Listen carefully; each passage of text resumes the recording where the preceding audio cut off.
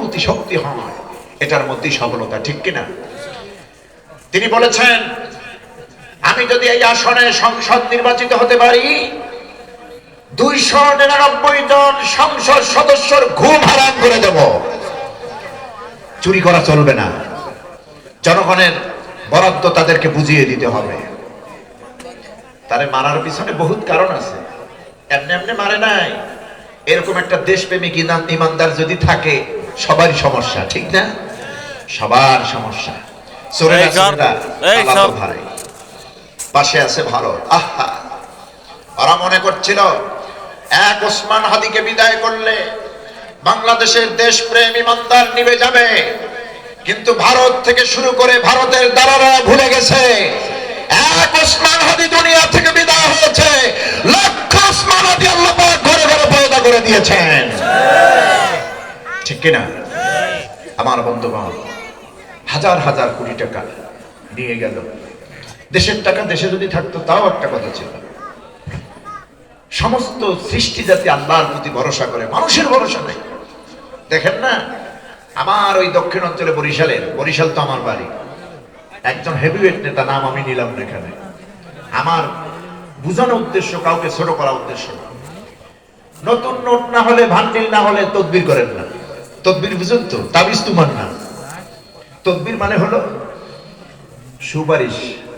15 লক্ষ টাকায় পিয়নের চাকরি, আহারে কত কিছু যে হেরে দেওয়া লাগলো। নতুন ভান্ডিল নাকের কাছে নিত, যদি ঘ্রাণ না কইতো ভান্ডিল নিতেন না। কি টাকা দাও নেয়া, ভান্ডিলে গন্ধ পায় না। টাকার জাজিমে ঘুমিয়েছে। এখন জেলখানায় একটা পাটি, একটা বাটি আর একটা মগ। এত বড় পেট ছিল, কথা বুঝছেন? কোম্পানির কোনো বেল্টেও ধরে না। এখন হায় হুতাশে, কোথায় গেছে পেট? আহারে, সাহারার মরু সাহারা হয়ে গেছে। চিন্তার অভাব, আমাদের চিন্তার অভাব। এত টাকা কি হবে? মানুষ বেঁচে থাকতে হলে কি খাওয়ার লাগে, কি লাগে? এই জন্য নবীজি খুব আক্ষেপ করে বুখারীর বর্ণনায় বলেছেন, বনি আদম এই পৃথিবীতে আসবে, এমন ক্ষুধার্ত সন্তান এই পৃথিবীতে তৈরি হবে, সহজে তাদের পেট ভরবে না। কোন বনি আদমকে যদি একটি মাঠ ভর্তি স্বর্ণ দেওয়া হয়, অথবা একটি স্বর্ণের পাহাড় বানায় দেওয়া হয়, ওই ব্যক্তি আর একটা স্বর্ণের মাঠ চাইবে, আর একটা স্বর্ণের পাহাড় চাইবে। এই হায়দারগঞ্জ, লক্ষ্মীপুর, এই চাঁদপুর, হাইমচরে, জালিয়ারচরে একটা দোকান আছে, আর একটা দোকান কেমনে হবে, ঠিক না? 5টা হয়েছে 10টা কেমনে হবে, 10টা হবে 20টা কেমনে হবে? চাই আর চাই। প্রয়োজনে ভাইয়ের হক নষ্ট করব, বোনের হক দেব না। ভাই মারা গেল, বাচ্চাটাকে রেখে গেল, ভাইয়ের যে দামি দামি জমিগুলো নিজের নামে দলিল করল। আহা, ভক্ত আপনি করবেন না, আপনার ছেলেরা করবে। কি কামটা আপনি করলেন? এতিমকে ঠকাই দিলেন। ওয়াল ইয়াতামা ওয়াল মাসাকিন, আয়াতের মধ্যে আছে, এতিম মিসকিনদের হক আদায় করো মিয়া। 14 হাত লম্বা জামা পরলেই হবে না, 20 হাত পাগড়ি পরলেই হবে না, মেহেদি দিয়ে লাল করলেই দাড়ি হবে না। আসল কামটা করতে হবে, ঠিক না? আসল কাম, পরের হক নষ্ট করে। নবীজি খুব আক্ষেপ করে বলেছেন, বনি আদমের পেটের ক্ষুধা বন্ধ হবে না। লা ইয়ামলাউ জাওফ ইবনে আদম ইল্লা তুরাব। বনি আদমের পেট ওই সময় বন্ধ হবে, ক্ষুধা ওই সময় নিবৃত হবে, কবরের যখন শুয়ে যাবে, কবরের মাটি ছাড়া বনি আদমের পেট কিছু দিয়া ভরবে না। আমাদের চাহিদার কোনো শেষ নাই, কিন্তু খাই কতটুকু দেখুন তো। আমরা, আমার কথাই আমি বলি, মাঝে মধ্যে তো মাহফিল কমিটি আমার সাথে খুব রাগ করে যে হুজুর আপনাদের জন্য আয়োজন করলাম, আপনারা তো খান না। তবে আমরা বাসায় খাই, আলহামদুলিল্লাহ, বাসায় পর্যাপ্ত খাই, কিন্তু মাহফিলে ওইটা খাই না। এটাই সুন্নাহ। কোন বাড়িতে গেলে খুব বেশি খাবেন না, ওখানে ভদ্রতা, শিষ্টাচার, সুন্নাহ, আদব রক্ষা করবেন। একেবারে কবজি ভিজাইয়া গলা পর্যন্ত খায়। কথা বুঝতেছেন? 2000 টাকা দিছে, ওই 2000 টাকার হক আদায় করে আসে।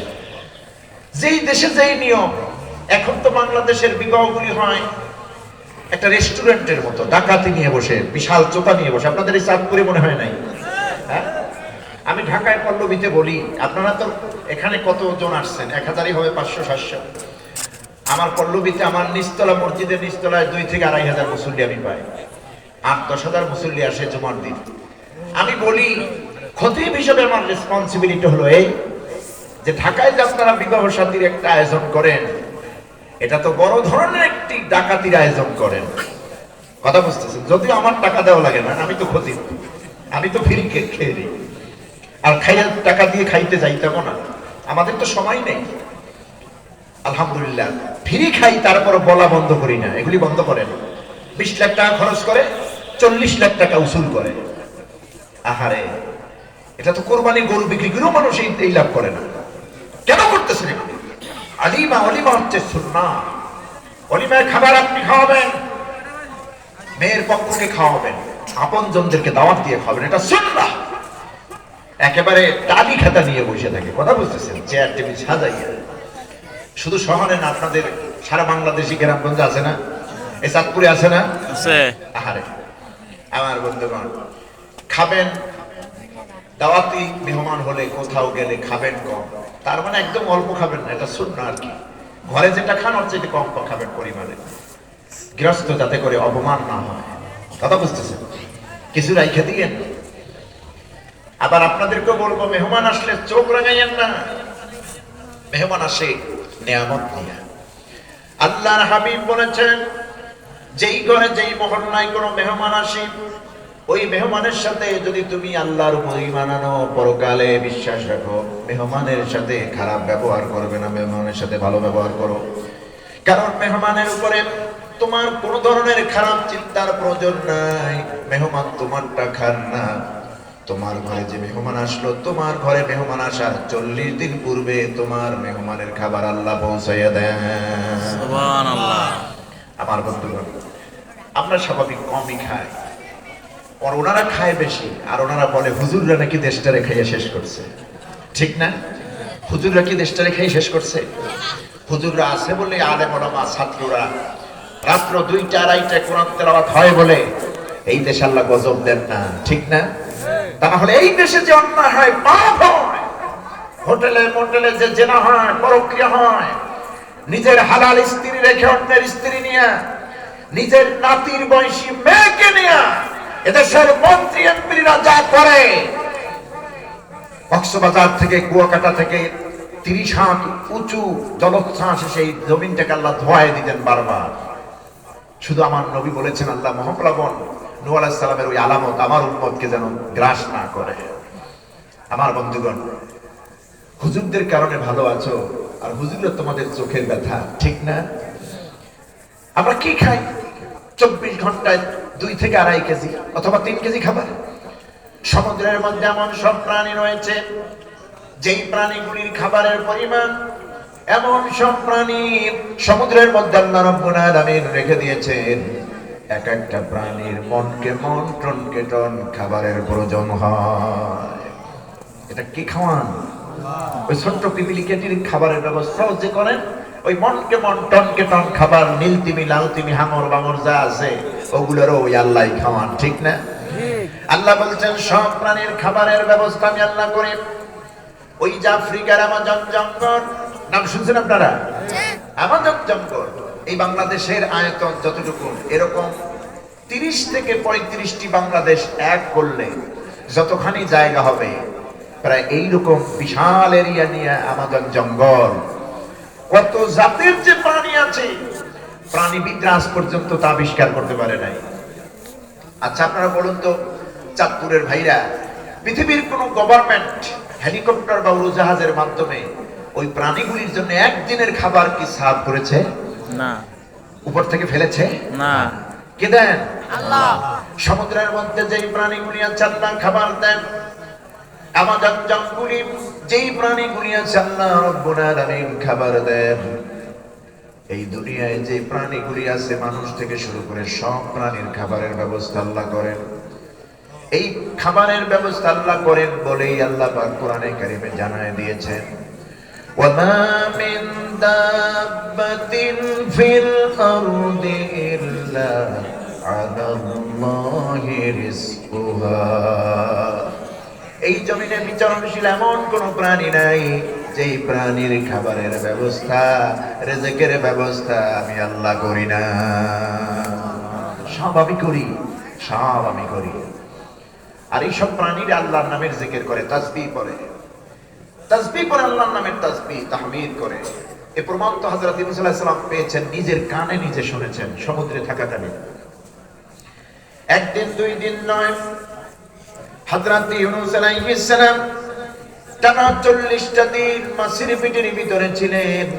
ওই মাছের পেটের ভিতরে বসে তিনি শুনতে পেয়েছিলেন গভীর সমুদ্রের তলদেশে সমুদ্রের মাছগুলি গুনগুন করে আওয়াজ করতেছে।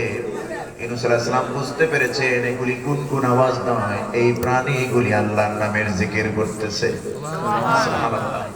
সমুদ্রের তলদেশে যে প্রাণীগুলি আছে এরা কার নামের জিকির করে? আল্লাহর নামের। কেন জিকির করবেন? ওরা তো আল্লাহ পাকের তাসবিহ করতেছে, তাহমিদ করতেছে, জিকির করতেছে আল্লাহ পাক। ওদেরকে টাইম মতো খাওয়ান, টাইম মতো ওদেরকে খবর নেন। আল্লাহ বলেন পৃথিবীর কোন গর্তে লুকিয়ে থাকা একটা পিপিলিকা যদি না খেয়ে চিৎকার মারে, ওই কান্নার আওয়াজ পৃথিবীর কোন গভর্নমেন্টের কানে যাবে না। কোন পিপিলিকা কোন গর্তে বসে খাবারের অভাবে কান্না করতেছে, ওই পিপিলিকার কান্নার আওয়াজ আমি আল্লাহর আরশে আজিমে খবর পৌঁছে যায়। এই জন্য তিনি রব্বুল আলামিন। তিনি কি? রব্বুল আলামিন। এর ব্যাখ্যা কি জানেন? ইবনে কাসির থেকে আমাদের ওস্তাদ রব্বুল আলামিনের তাফসীর পড়াইছেন প্রায় 5 থেকে 7 দিন। যিনি যখন যাহাকে যে জিনিসের যতটুকু প্রয়োজন চাহিদার আগে তিনি ওই চাহিদা যিনি পূরণ করেন তিনি হচ্ছেন রব্বুল আলামিন। সুবহানাল্লাহ। আমরা কোনো কিছু চাই না, টাইমকে আমাদেরকে সব দিয়ে দেন কে? আল্লাহ। হযরত ইউনূস আলাইহিস সালাম সমুদ্রের অতল তলদেশে ছিলেন। মাছের পেটে একদিন দুই দিন নয় 40 দিন ছিলেন ঘোর অন্ধকারে। আল্লাহ পাক তাকে রেখেছেন পরীক্ষার জন্য, শাস্তি নয়। এই পৃথিবীর কোন নবীকে আল্লাহ পাক শাস্তি দেন না, বরং পরীক্ষা করেন। সমুদ্রে থাকলেন মাছের পেটের ভেতরে। হযরত ইউনূস আলাইহিস সালাম গুনগুন আওয়াজ শুনলেন। পয়গম্বর ইউনূস নিজে আল্লাহর নামের জিকির শুরু করে দিলেন। কি জিকির করলেন? আল্লাহ রাব্বুল আলামিন কোরআনে কারীমে তা কোট করে দিলেন तमाम পৃথিবীর মানুষের জন্য। হযরত ইউনূস আলাইহিস সালাম বললেন লা ইলাহা ইল্লা আনতা সুবহানাকা ইন্নী কুনতু মিনাজ জালিমিন। এই তাসবিহ পড়লেন একবার দুইবার নয়, 40 দিনে 24,000 বার। কোন সুবহানাল্লাহ। আল্লাহ পাক বললেন ও দুনিয়ার মানুষ, তোমরা কি আমার ইউনূসের দিকে লক্ষ্য করো নাই? সমুদ্রের মধ্যে বসে মাছের পেটে ঘোর অন্ধকারে বিপদে পড়ে মুসিবতে পড়ে আমার ইউনূস শুধু আমারই ডেকেছে। আমার ইউনূসের ডাক, আমার ইউনূসের কান্না পৃথিবীর কোন মানুষের কাছে পৌঁছায় না। আপনজন, আত্মীয় স্বজন, পরিবারের কারো কানে পৌঁছায় নাই। সমুদ্রের মধ্যে বসে মাছের পেটে কঠিন মুসিবতে পড়ে আমি আল্লাহকে ডেকেছে। আমার ইউনূসের ডাক আমি আল্লাহর আরশে আজিমে পৌঁছে গেছে। সুবহানাল্লাহ। আল্লাহ জবাব দিয়েছেন ডাকে। 40 দিন পেরিয়ে গেল। মাছকে আল্লাহ অর্ডার করলেন না, মাছ আমার ইউনূসকে সমুদ্রের কিনারায় রেখে দিয়ায়, আসরের টাইমে সম্মানের সাথে রেখে দিয়ায়। ফাস্তাজাবনা লাহু ওয়া নাজ্জাইনাহু মিনাল গাম্মি ওয়া কাযালিকা নুনজিল মুমিনিন। আল্লাহ পাক বলছেন আমি আমার ইউনূসের ডাকে সাড়া দিলাম। শুধু সাড়া দেই নাই, ওয়া নাজ্জাইনাহু মিনাল গাম্মি, ঘোর অন্ধকার থেকে, বিপদ থেকে, মুসিবত থেকে আমি আমার ইউনূসকে বাঁচিয়ে দিলাম।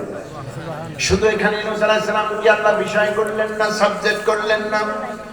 এখানে আল্লাহ ওয়াদা রেখেছেন এইভাবে কিয়ামত পর্যন্ত এই ধরার মাঝে যত মুমিন বান্দা বান্দিরা আমার আসবে, ওরা যদি বিপদে পড়ে মুসিবতে পড়ে একটা বার আমি আল্লাহকে ডাক দেয়, একটা বার যদি আমি আল্লাহকে ডাক দেয়, আমি আল্লাহ ওয়াদা দিলাম ওয়া কাযালিকা নুনজিল মুমিনিন।